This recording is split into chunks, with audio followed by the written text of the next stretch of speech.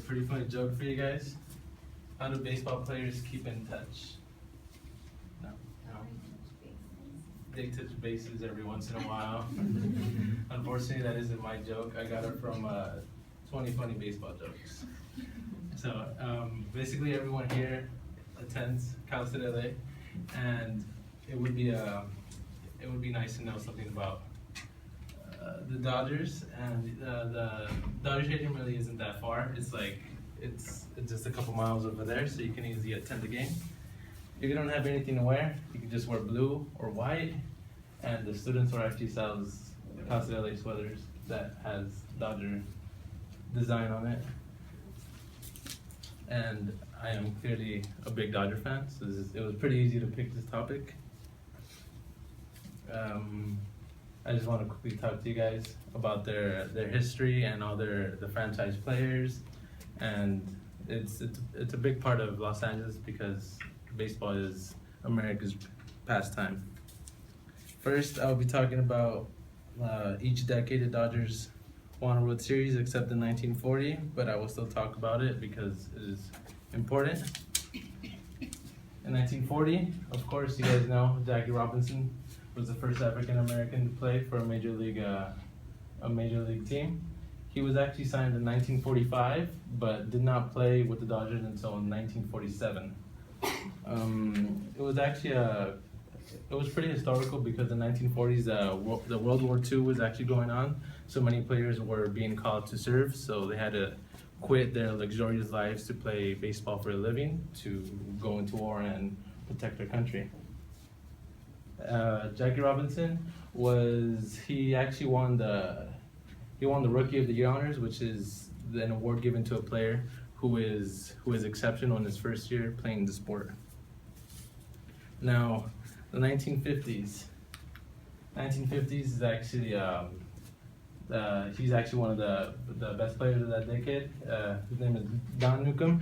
He was the first player to win the Most Valuable Player award for his league and the Cy Young award in the same season. The Cy Young award is given to the best pitcher of each league.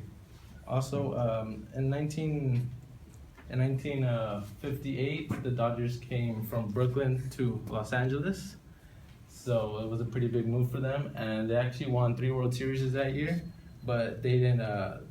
They won the 3rd World Series in 1959 in Los Angeles. The previous 2 they won it over there in Brooklyn.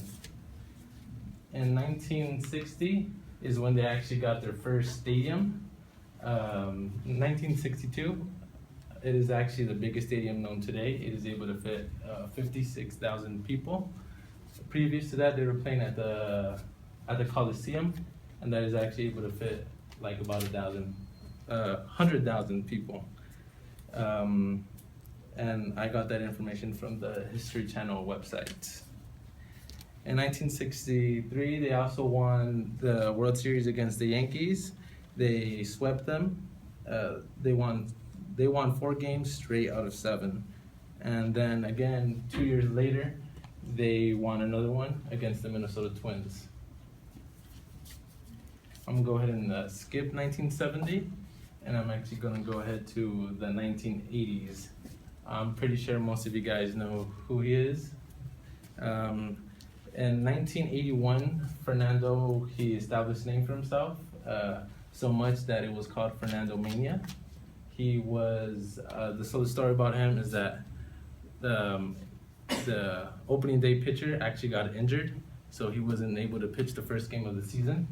So they asked him, you're gonna have to pitch, and so he did, and he actually pitched an exceptional game. They won 2-0, and everyone got crazy about him, but even more the Mexicans, we are considered a minority race, so it made us feel proud that someone of our race is so significant, is such a face of a franchise, and this opened a lot of opportunities for Mexicans in Mexico, as many scouts they went to Mexico to find the next greatest player. And he was the first player ever to win the Cy Young Award in 1981, Again, the Cy Young Award is given to the best pitcher of the league, and they won. And so that's the first half of that decade. The second half is basically about Kirk Gibson. The story about him is in 1988, he was actually injured in the World Series, so he couldn't play. But he told his manager before that game, he's all like, "If someone gets on base, I wanna hit." So fate decided that someone was to get on base, and so he was able to pinch hit, and they were down 3-4. So he hit a walk-off home run, and he won the game for the Dodgers, and they won 5-4. They won 5-4, and it's actually considered, considered a curse because we haven't really been to a World Series since then. And well, hopefully you guys learned a little bit about the Dodgers history and about the best players. I talked about the 1940s, 50s, 60s, and 80s.